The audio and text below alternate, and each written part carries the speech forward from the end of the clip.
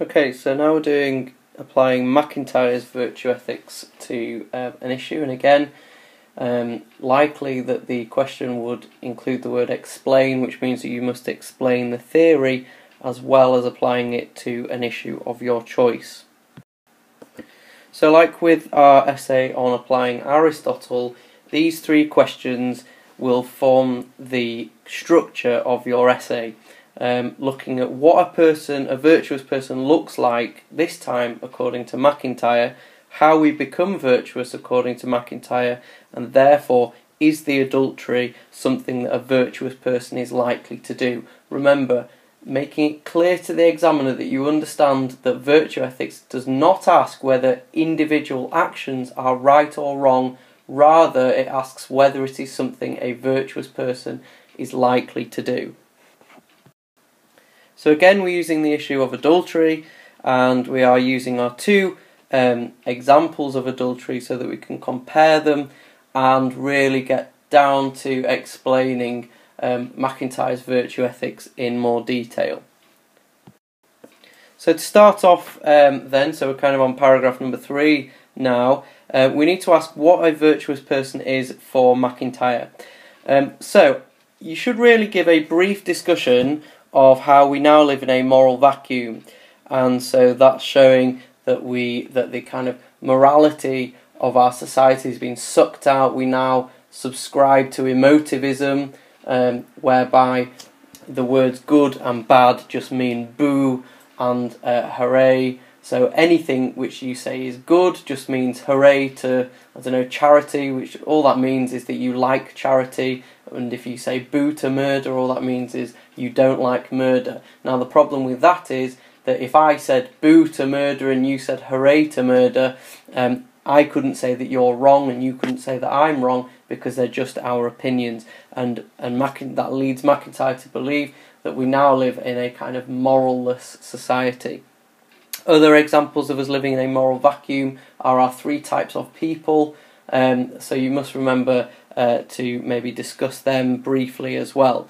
But really the focus of this paragraph should be on discussing how MacIntyre thinks that the way out of our moral vacuum is by developing virtues, which will help society to become better. So we kind of reinstate this idea now that we live in a society rather than just being individualistic, and that we need to act in a virtuous way in order to better our society. And therefore he defines virtues as anything which sustains the households and communities in which men and women seek for good together. So you can see there that the emphasis is on community and the idea that virtues are things which help the community, keep the community together and help it become a better place. You should also mention there then that in his discussion of virtues, he says that the most important ones at the moment are justice, honesty and courage, and those link nicely to adultery. And what you then need to do is apply adultery to that idea of what a virtuous person is for MacIntyre. So you can say that adulterer A does not have these virtues, and so is not virtuous. Doesn't have justice because they're leaving their family behind. It's going to break up their family. They're lying, cheating. Not honesty because they're going behind their wife's back, and don't have courage because again it's cheating. Whereas adulterer B does have these virtues, has justice because they're keeping the family together, has honesty because they're discussing it with their wife first, has courage again because they're discussing it openly.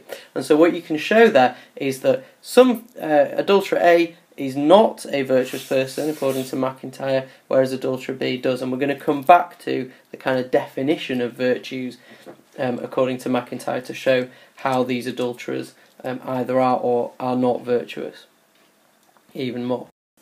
So you've answered what a virtuous person is for MacIntyre and applied our issue of adultery. And now we come on to the second question, which is how do we become virtuous people according to MacIntyre? And for MacIntyre, unlike Aristotle, who believes that really anything is an opportunity to develop virtues, MacIntyre believes that virtues are developed through shared practices, which are actions done for and with the community. And what you can say is that adultery in the case of adulterer A is not a shared practice because they're not doing doing the action for and with the community. It's not an action for the community, it's a very selfish action. Whereas I suppose you could argue that adulterer B is committing adultery to keep his family together, and as such that is a shared practice because it is for his community, and in this particular case that community is his local community, his family.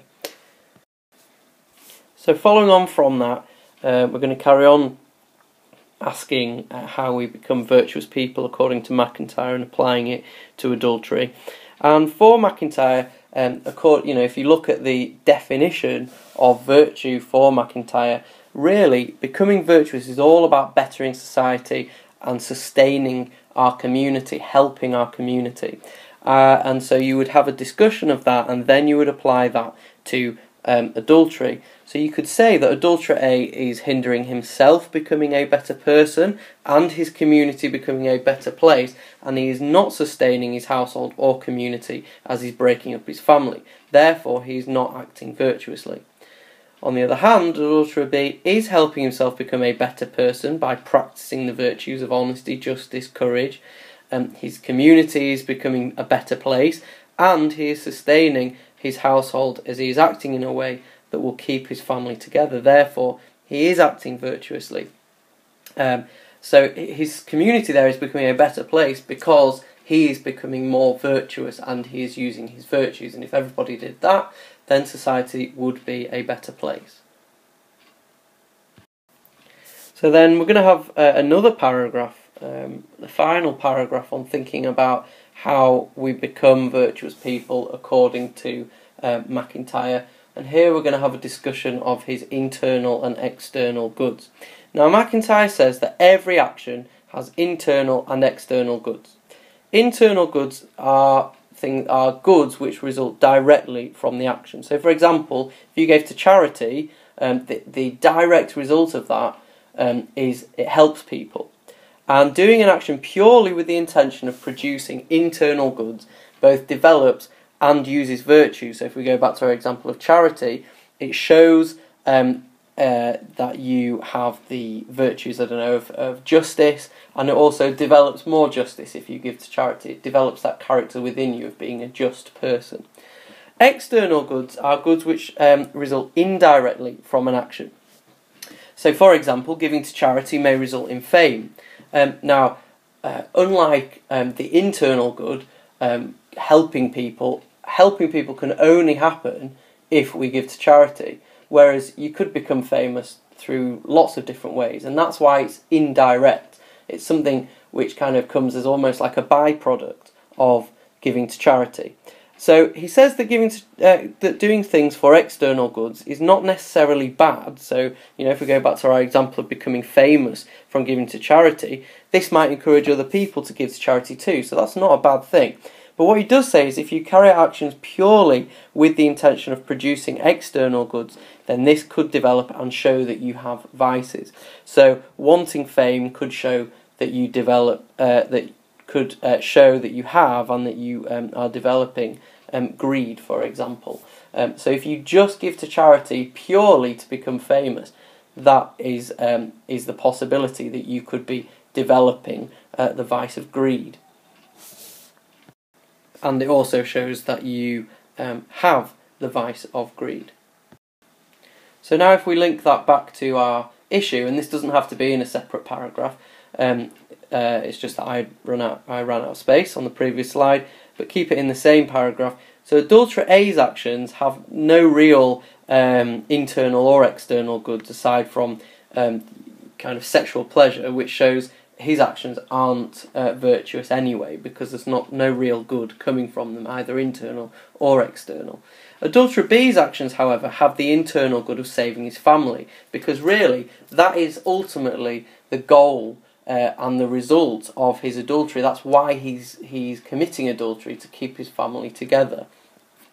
So if he commits adultery purely with the intention of producing this internal good, then it shows that he has and develops the virtues of honesty, courage and justice.